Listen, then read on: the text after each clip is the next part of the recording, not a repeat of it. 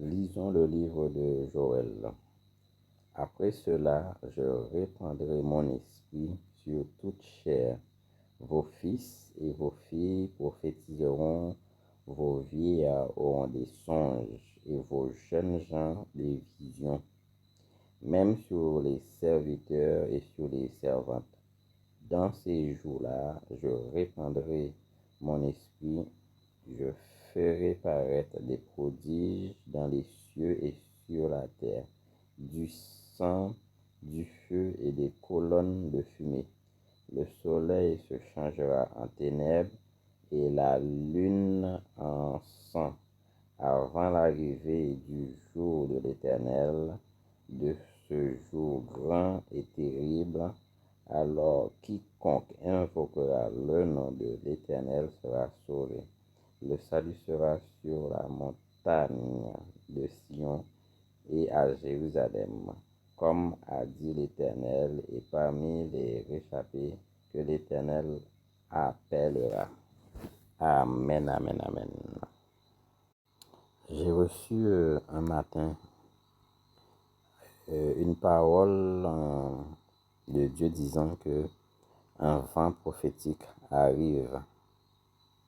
Donc c'est pour cela que j'ai lu le livre de Joël, parce que dans Joël, nous avons la promesse de Dieu qui dit vos fils et vos filles prophétiseront, vos vieillards auront des songes et vos jeunes gens auront des visions.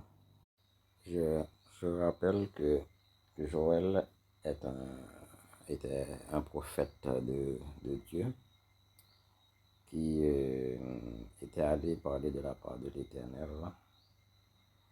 Et il était allé proclamer des malheurs sur le peuple Israël pour que le peuple se répande. Donc, l'Éternel avait parlé dans la bouche de son prophète en disant au peuple d'Israël de déchirer leur cœur au lieu de déchirer leurs vêtements et de revenir complètement à Dieu, ou sinon le malheur allait s'abattre sur eux. Et quand le peuple Israël allait abandonner leur péché et revenir complètement à Dieu, Dieu a dit qu'il allait déverser son esprit sur eux.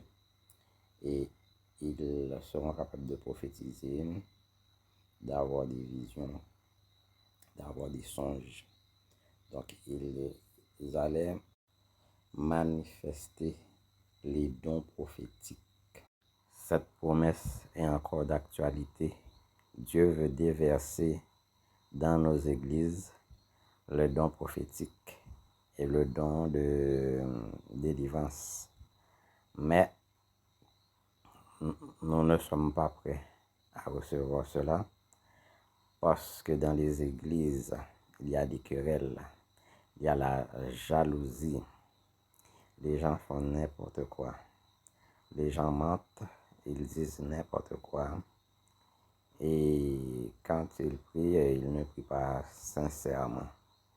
Donc nous ne pouvons pas manifester ce don-là dans les églises. Parce qu'il y a trop de querelles dans les églises. Il y a trop de choses qui se font. Donc en gros, ce don-là est difficile à se manifester dans les églises. Donc nous ne prêchons pas par l'esprit, nous prêchons par la chair avec les émotions. Donc c'est vraiment terrible. Donc si nous n'avons pas ce don-là, comment pouvons-nous sortir pour évangéliser, pour aller gagner des âmes? Si nous n'avons pas ce don-là, comment les gens vont nous écouter? Ils vont entendre la parole, mais ils ne vont pas écouter. Parce que ces gens-là ont besoin d'une parole de la part de l'Éternel. Ces gens-là sont malades. Ils ont besoin d'une guérison. Ils ont besoin d'une parole de connaissance. Ils ont besoin d'entendre ce que Dieu a à dire dans leur vie.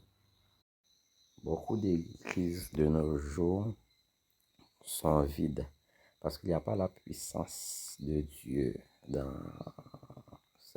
certaines églises. Parce que les gens viennent à l'église, les gens qui sont malades viennent à l'église pour se faire guérir. Les gens viennent à l'église pour avoir une solution et quand ils viennent et qu'ils ne trouvent pas la guérison, ils ne trouvent pas la solution à leurs problèmes, donc ils quittent l'église. Donc lorsque nous sortons dehors pour évangéliser, nous ne gagnons aucune âme parce que nous prêchons la parole, mais il n'y a pas la démonstration de la puissance de Dieu après. La Bible dit, car le royaume de Dieu ne consiste pas en parole, mais en puissance. Donc, Dieu dit, un vent prophétique arrive. Donc, prions, demandons pardon à Dieu afin que ce vent prophétique se manifeste dans nos églises. Amen.